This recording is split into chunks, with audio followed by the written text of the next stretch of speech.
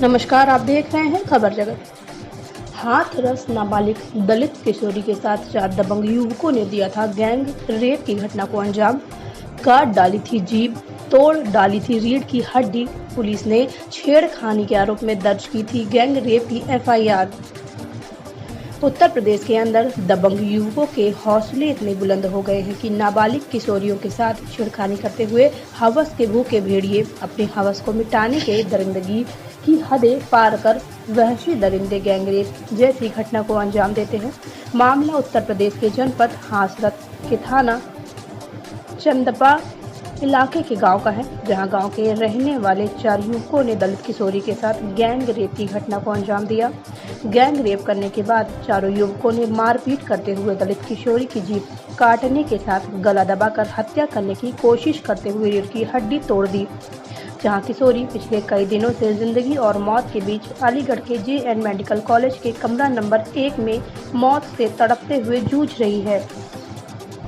उत्तर प्रदेश के जनपद हाथरस के थाना चंदपा इलाके के गांव के अंदर दिनांक 14/9/2020 को 4 दबंग युवकों द्वारा गांव की रहने वाली नाबालिग दलित किशोरी के साथ बाजरे के खेत में ले जाकर गैंग रेप की घटना को अंजाम दिया गया, जिसके बाद पुलिस ने पास्को एक्ट गैंग रेप जैसी उचित धाराओं में किशोरों का मुकदमा दर्ज करते हुए छेड़खानी के आरोप में एक युवक के खिलाफ धारा 307 में मुकदमा दर्ज किया। वहीं पुलिस द्वारा युवक को पकड़ने के बाद थाने से ही छोड़ दिया गया था। कि बेटी के साथ जो दुराचार हुआ, जो घटना घटी, वो प्रकाश में है। सब परिवार के लोग इतनी परेशानियों में थे। जब पुलिस ने उनसे FIR के लिए कहा, उन्होंने एक दरखास्त बनाई, तो दरखास्त में केवल एक आदमी का नाम दर्ज किया, पूरी घटना भी नहीं लिख पाए। उधर मनीषा वाल्मीकि की हालत इतनी जर्जर हो गई थी कि जब वो अस्पताल में आई, होश में आई, तो कल पुलिस ने विधिवत उसका बयान लिया है।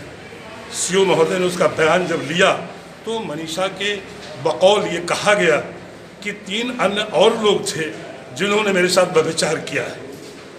घटना ये थी, इस तरह से मारा पीटा गया है। आज जब आयोग ने वहाँ पहुँच के देखा है मनीषा को, तो डॉक्टरों ने ये बताया कि इसके दोनों पैर काम कर नहीं रहे हैं, दोनों हाथ नहीं काम कर रहे हैं, और डॉक्टर पूरे प्रयास में है कि किसी तरह से इसका जीवन बचाया जाए। दूसरी ओर कानून का ये कहना है कि आज की तारीख में हम जिन 3 लोग और नए नाम प्रकाश में आए हैं, उनके विरुद्ध FIR में धाराएं बदली जाएंगी, उन्हें जेल भेजा जाएगा, सख्त कार्रवाई उनके विरुद्ध होगी, ऐसा विश्वास किया गया और ऐसा हो भी रहा। सर 14 तारीख की घटना को आज 7 दिन 8 दिन होने जा रहा है। सर इतना लेट कार्रवाई क्यों हो रही है?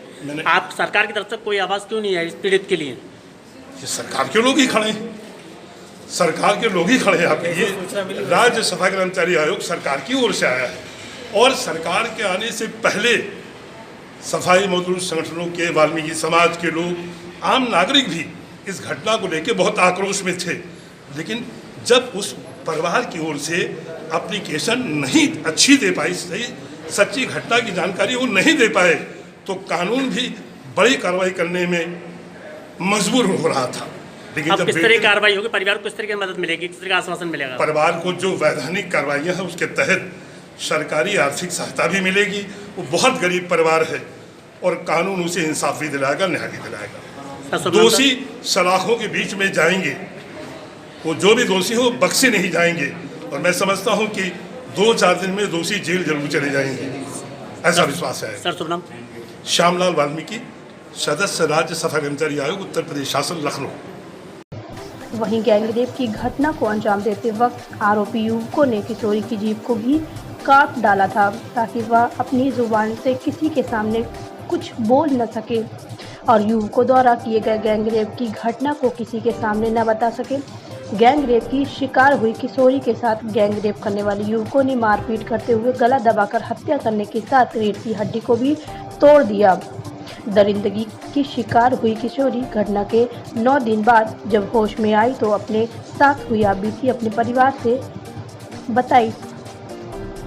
किशोरी से मिलने JN मेडिकल कॉलेज पहुंचे कांग्रेस के कार्यकर्ताओं ने हाथरस पुलिस प्रशासन पर बड़ा आरोप लगाते हुए कहा कि किशोरी के साथ हुए गैंग रेप की घटना के बाद माता पिता से लेकर भाई बहन तक गैंग रेप करने वाले दबंगों की दहशत के डर से आगे डरे और सहमे हुए हैं, लेकिन हाथरस जनपद के पुलिस प्रशासन से ज़्यादा डरे हुए हैं, क्योंकि पुलिस प्रशासन ने इस पूरे परिवार को पूरी तरीके से अपनी जुबान न खोलने की हिदायत दी थी, जहां पुलिस इस पूरे मामले को पर्दा डालकर दबाने की कोशिश कर रही है।